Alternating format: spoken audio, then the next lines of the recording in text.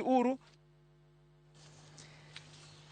Jambetre mar piny Ingeresa Neil Wigan noyango mariwore kod gavana ma Kisumu nyang'e chenro maber weche pur kod ohala e bwo nam lolwe kaka yor bero ohala e kind Kenya kod pinje Afrika ma ugwe kaka Uganda kod Tanzania. Mae bende wach ni en thuolo mar loso nafas mag tije ne Uganda, wach mane osir kod gavana Nyong'o mane yango ni giikore mar tiyo kanyakla.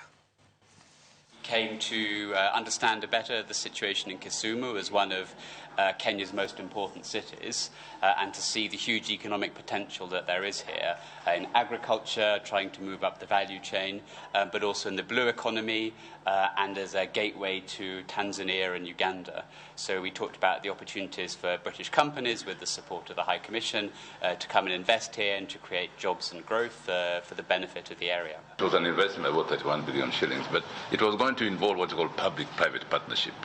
Public-private partnership would need consulting the national government on how that is to be done. And that process is not easy, nor does it take a short time.